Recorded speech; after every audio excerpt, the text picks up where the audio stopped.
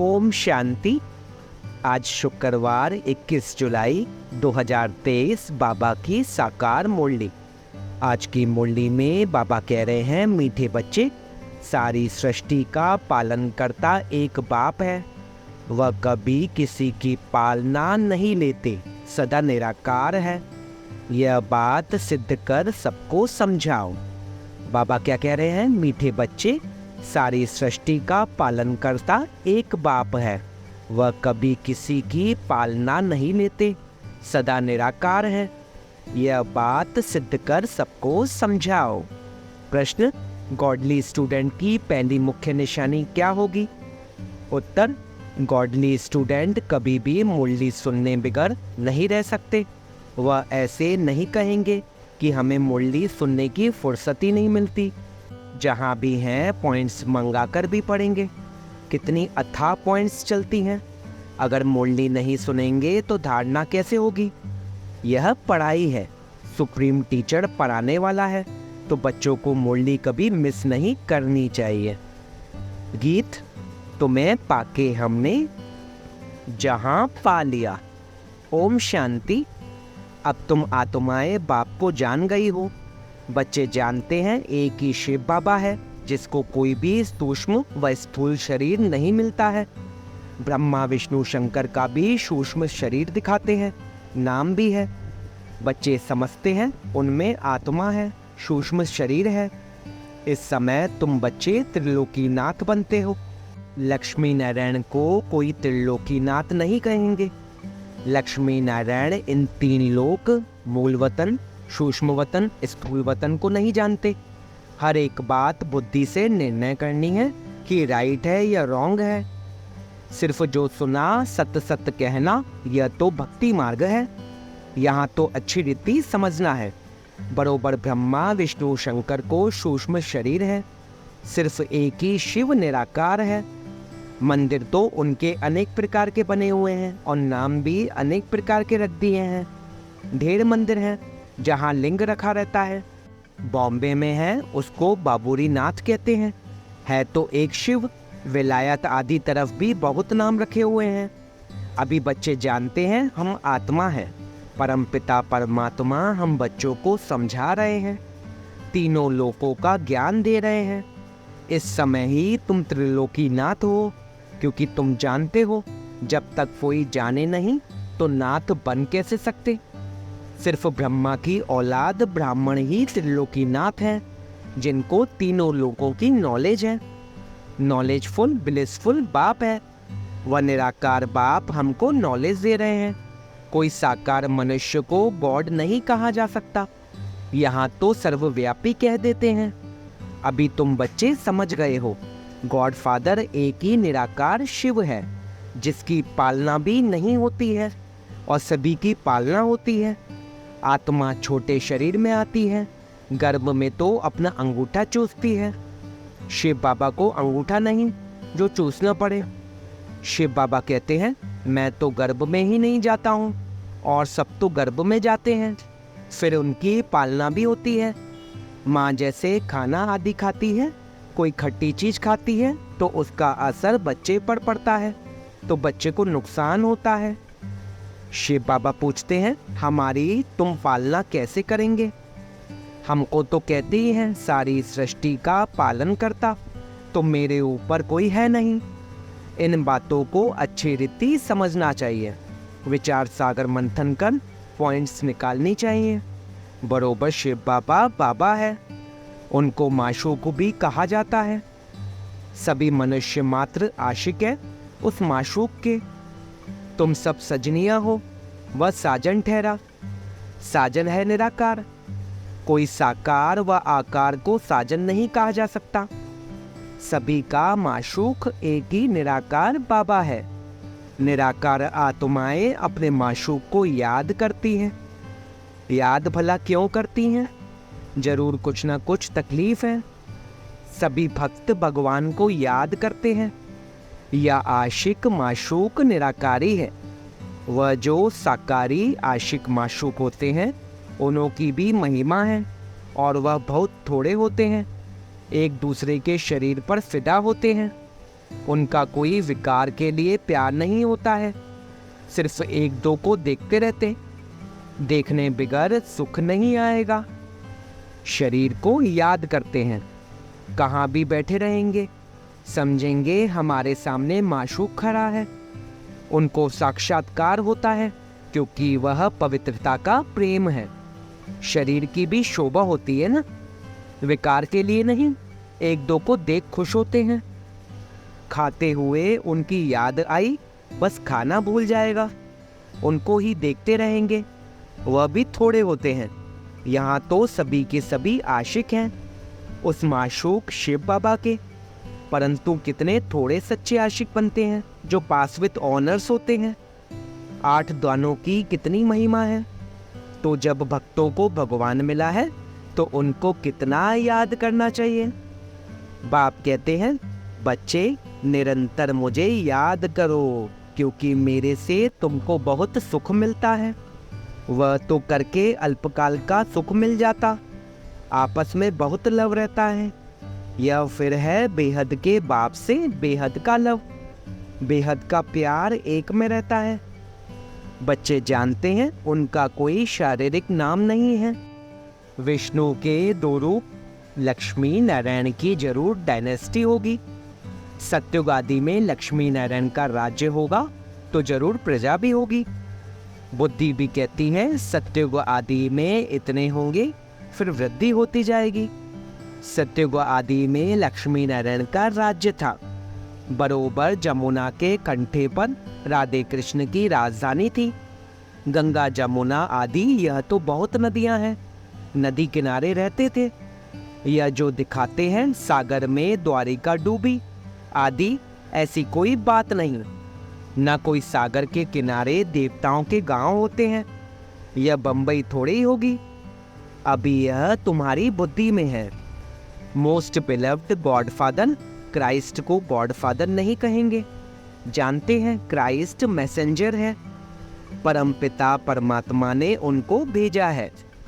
आते हैं निराकारी दुनिया से, उनको गॉडफादर नहीं समझते, प्रिसेप्टर समझते हैं। हिंदुओं को पता नहीं है हिंदू धर्म कब और किसने स्थापन किया। हिंदू धर्म तो है नहीं, आदि सनातन देवी देवता धर्म है। आदम शुमारी जनगणना में अगर हमसे पूछते हैं तो हम कहेंगे हम तो ब्राह्मण हैं। इस समय हम कोई हिंदू थोड़े हैं, इस समय हम हैं ही ब्रह्मा मुख वंशावली ब्राह्मण। परंतु तुम भले ब्राह्मण धर्म बताएंगे, वो फिर भी हिंदू में डाल देंगे। वहाँ स्वर्ग में तो आदमशुमारी होती ही नहीं, क्योंकि है ही एक देवी देवता धर्म, तो पूछने की दरकार ही नहीं। यहाँ बहुत धर्म है इसलिए पूछते हैं। यह सब बातें बाप बैठ समझाते हैं, तो बुद्धि से बाप को याद करना है। वह है ही निराकार और उनका एक ही नाम है। ब्रह्मा विष्णु शंकर के भी आकारी चित्र देखने में आते हैं। शिव का कहाँ है? समझते भी हैं कि यह भगवान है। हम अपने को भगवान कहला नहीं सकते। आत्माएं तो पुनर्जन्म लेती हैं, ऐसे नहीं बाप भी पुनर्जन्म लेते हैं। अभी तुम तीनों लोकों को जानते हो, इसलिए तुम्हारा त्रिलोकीनाथ नाम है। जानने वाले ही नाथ हुए ना। तुमको अब त्रिलोकी का ज्ञान है। तुम ब्राह्मण ही जानते हो और कोई भी जान न सके। सत्युग में यह ज्ञान ही नहीं रहता, यह सिर्फ तुमको मिलता है, इसलिए तुम्हारा नाम बाला है। देलवाड़ा मंदिर में शिव आदि देव आदि देवी और तुम बच्चे हो, क्योंकि तुम अभी सर्विस करते हो। बाप आते हैं पतितों को पावन बनाने, तो तुम बच्चों की मदद लेते हैं। बाप कहते हैं जो जो मेरे मददगार बनते हैं उन्हों को मैं जानता हूँ। यह तो कोई भी समझ सकते हैं, जिसकी एवज फिर तुमको स्वर्ग का मालिक बनाते हैं। स्टूडेंट सब एक जैसे तो नहीं होंगे। शिव बाबा की दुकान है मनुष्य को देवता बनाने की, फिर उसमें नंबरवार है। महारथियों का सेंटर जरूर अच्छा चलता होगा, समझेंगे अच्छे सेल्समैन हैं। शिव बाबा के सब दुकान है। तुम अविनाशी ज्ञान रत्नों का व्यापार करते हो, यह बाप कितना साधारण है, कितना फर्क है सच और झूठ का। सच बताने वाले तो एक ही बाप है, बाकी सब झूठ ही झूठ है। बड़े ते बड़ी झूठ, जो श्रीमत देने वाले परमपिता परमात्मा को सर्वव्यापी कह देते हैं। आगे तो बेअंत कह देते थे। रावण कौन है, कब से आए हैं, यह भी कोई नहीं जानते। रावण को वो लोग त्रेता में ले गए हैं, श्री कृष्ण को द्वापर में ले जाते हैं। सत्युग को जानते ही नहीं। राम सीता थे त्रेता में, वहाँ रावण की तो बात ही नहीं उठ सकती है। सब यहाँ की बातें हैं। यह तो एक गपोड़ा लगा दिया है। कोई को समझाओ तो फिर कह देते यह इन बीके की कल्पना है। अब बच्चों को समझाया गया है, पॉइंट्स निकलती हैं वह धारण करनी है।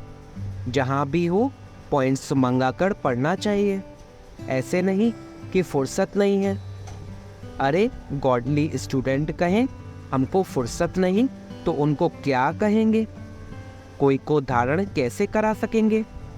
इतनी अथाह पॉइंट्स चलती हैं। वह अगर मुरली नहीं सुनेंगे अथवा नहीं पढ़ेंगे तो धारणा कैसे होगी?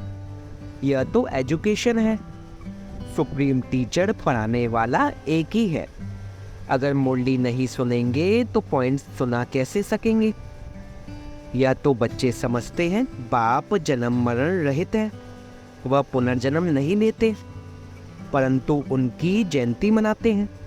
यह तो शिव जयंती को भी खत्म करते जाते हैं। अब कौन बताए शिव का जन्म कैसे हुआ, क्या किया होगा?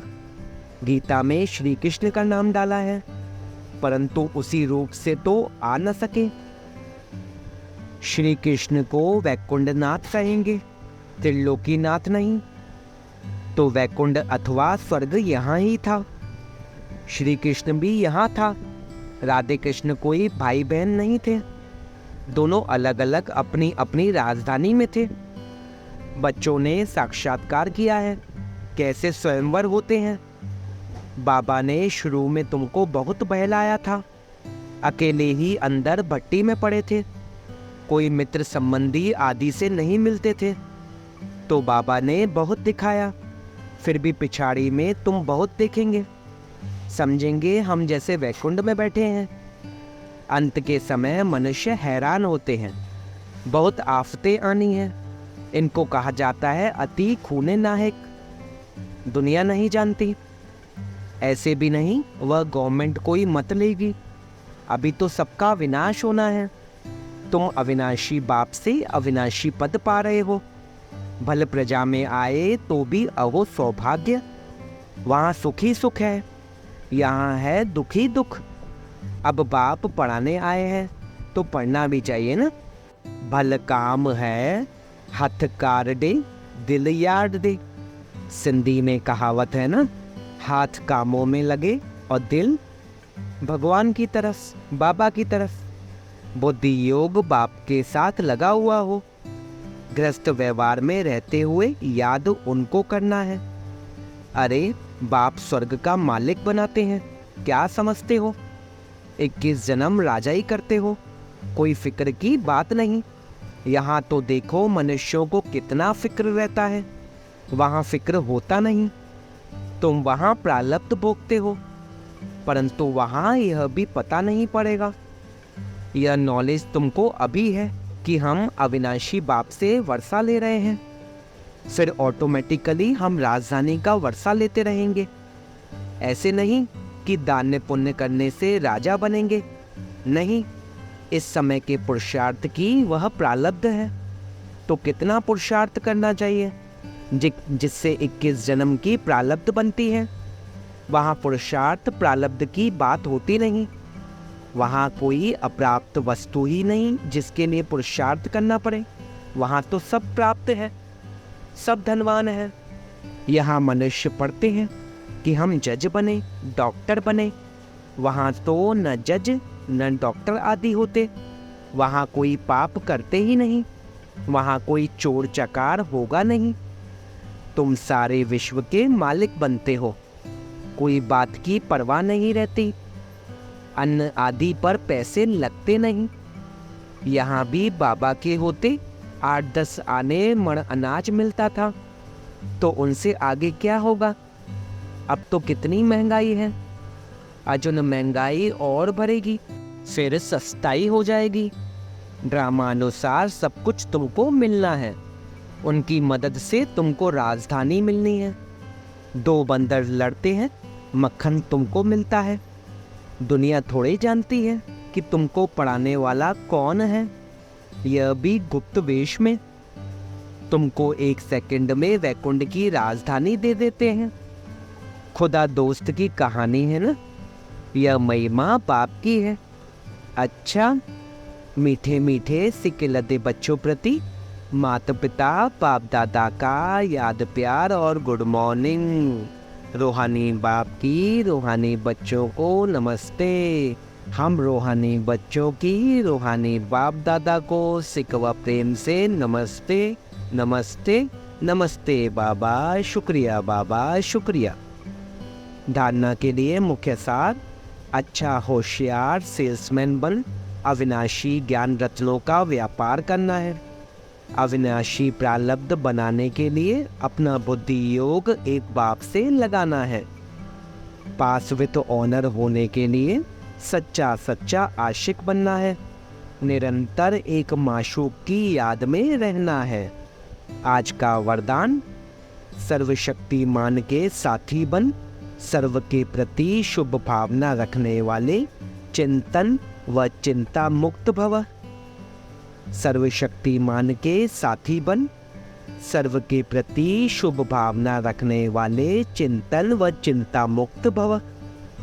कई बच्चे चिंतन करते हैं कि फलाने की बीमारी ठीक हो जाए, बच्चा व पति ज्ञान में चल जाए, धंधा ठीक हो जाए। यह भावना तो अच्छी है, लेकिन आपकी यह चाहनाएं पूर्ण तब होंगी जब स्वयं हल्के हो बाप से शक्ति लेंगे। इसके लिए बुद्धि रूपी बर्तन खाली चाहिए। सभी का कल्याण चाहते हो तो स्वयं शक्ति रूप बन सर्वशक्तिमान के साथी बन शुभ भावना रख चलते चलो। चिंतन व चिंता मुक्त बनो, बंधन में नहीं फंसो। आज का स्लोगन: जो प्रश्नों से पार रहते हैं वही सदा प्रसन्न चित्त रहते हैं। जो प्रश्नों से पार रहते हैं वही सदा प्रसन्न चित्त रहते हैं। ओम शांति।